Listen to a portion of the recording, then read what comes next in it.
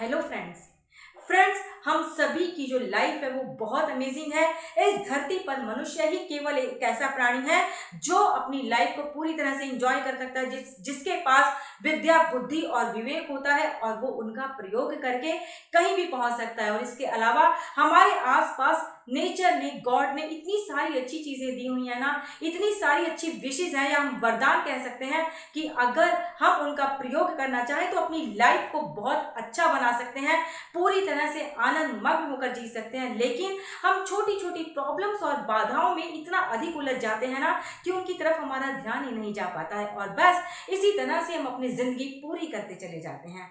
आज मैं आपको एक वास्तविक घटना के माध्यम से बताऊंगी कि किस तरह से एक दर्जी ने अपने जो महत्वपूर्ण उसके 3 वरदान थे उनको किस तरह से उसने बिल्कुल बेकार कर दिया। इसीलिए आप इस वीडियो को एंड तक देखिएगा और उससे पहले अगर आपने हमारे इस चैनल को अभी तक सब्सक्राइब नहीं किया है तो इसे सब्सक्राइब जरूर कर दीजिए ताकि हमारे नए वीडियोस आप सबसे पहले देख पाएं।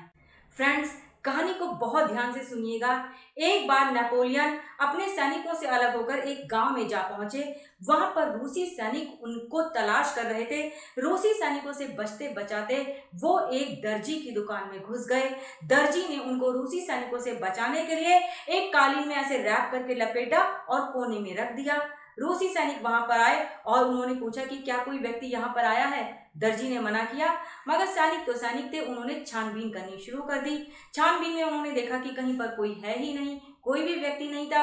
अचानक एक सैनिक को पता नहीं क्या सूझा कि उसे कालीन में तलवार घुसा दी।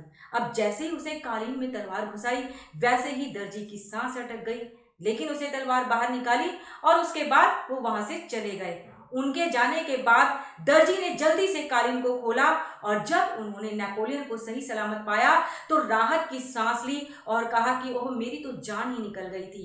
अब नेपोलियन ने अपना परिचय दर्जी को देते हुए कहा कि मैं फ्रांस का सम्राट हूं और तुमने मेरी जान बचाई है। इस एवज में मैं तुम्हें कोई भी 3 वरदान मांगने के लिए बोलता हूं, तुम उसे कोई भी 3 वरदान मांग सकते हो।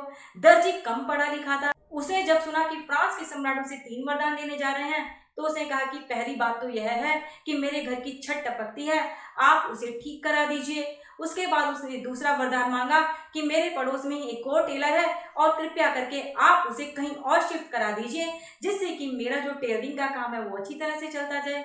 अब वो तीसरा वरदान मांगने जा ही रहा था कि नेपोलियन ने टोका टाकी करते हुए कहा, अरे तुम फ्रांस के सम्राट से ये कैसे वरदान मांग रहे हो? मैं तुमसे 3 वरदान मांगने के लिए कह रहा हूँ और तुम ये मांग क्या रहे हो?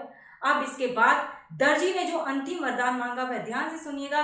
दर्जी ने कहा, बस मेरी तो यही जानने की इच्छा है कि जब उस सैनिक की तलवार में घुसाई तो उस समय मौत को साक्षात देखकर आपको कैसा फील हुआ?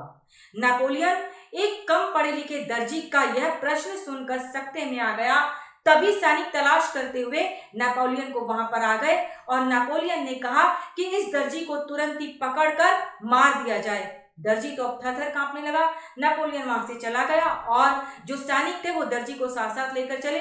वो दर्जी को गोली मारने ही वाले थे कि तभी नेपोलियन का एक खास सैनिक आया और उन्होंने सैनिकों के हाथ में एक चिट पकड़ाई। चिट पढ़कर सैनिकों ने एक स्वर्ण मोहरों से भरी हुई थैली उसके हाथ में पकड़ाई और कहा कि महाराज ने यह तुम्हारे लिए दी है। उसके बाद उन्होंने उस पर्ची को भी पकड़ाया।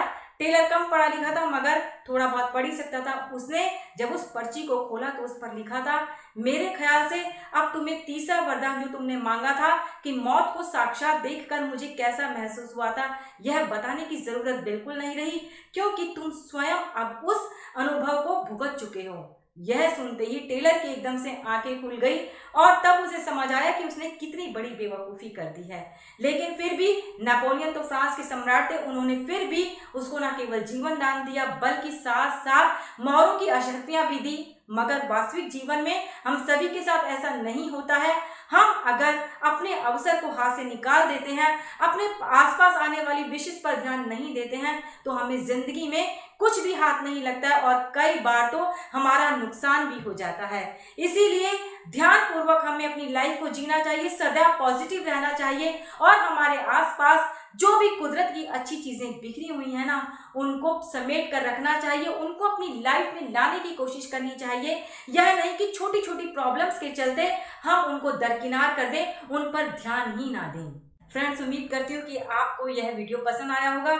मैं जल्दी ही मिलती हूँ आपसे किसी रोचक और नए विषय के साथ।